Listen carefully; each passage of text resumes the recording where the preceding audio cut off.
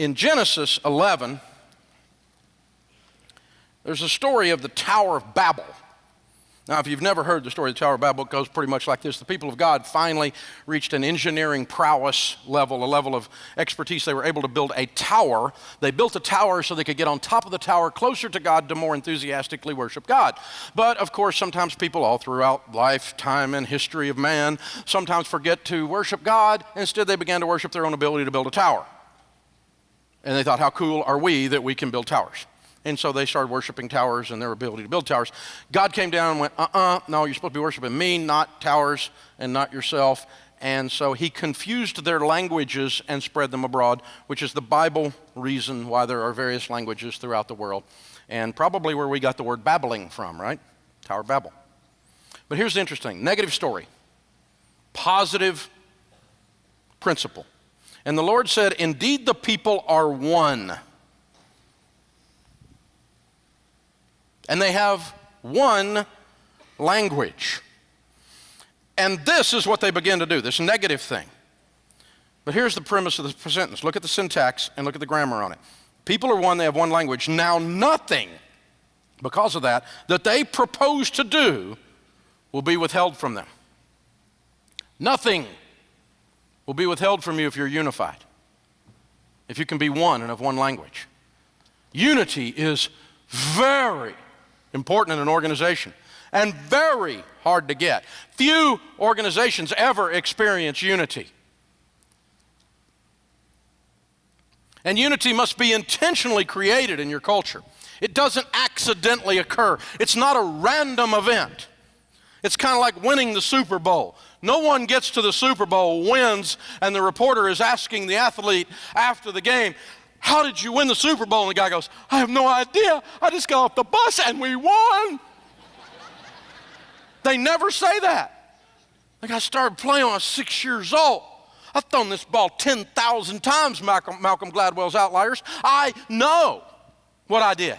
It was a very intentional act. There were things I had to do to be in the Super Bowl. You want to be in the Super Bowl of unity, it does not occur accidentally in your organization. Unity is not an accident. My friend Zig Ziglar used to tell the story of the power of unity illustrated with Belgian workhorses. If you've ever seen a Belgian plow horse, if you don't know what that is, it's a huge muscular animal, much like a Clydesdale, right? Think Clydesdale on the front of the Budweiser wagon, right? Huge beast.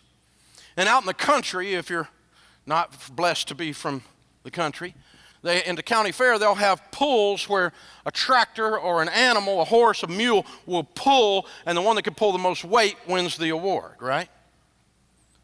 And so they'll put these Belgian plow horses on a weight sled, and a normal Belgian plow horse can pull about 8,000 pounds by himself.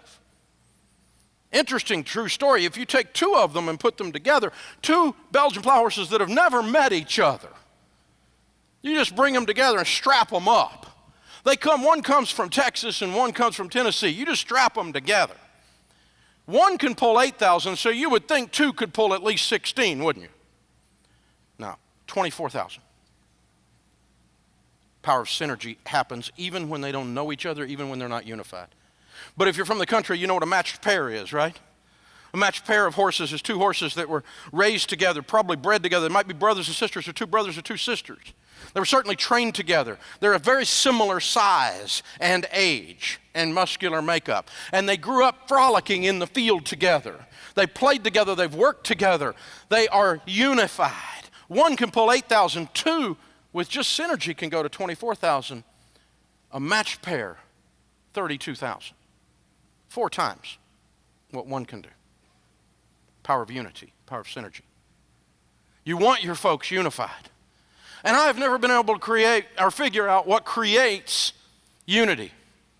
All I've been able to do, watching it, because I just am observing, if we do something stupid, y'all ever look at it and go, that was stupid. How do we not do that again? That's how I've learned almost everything. I got a PhD in DUMB. You know what I'm talking about?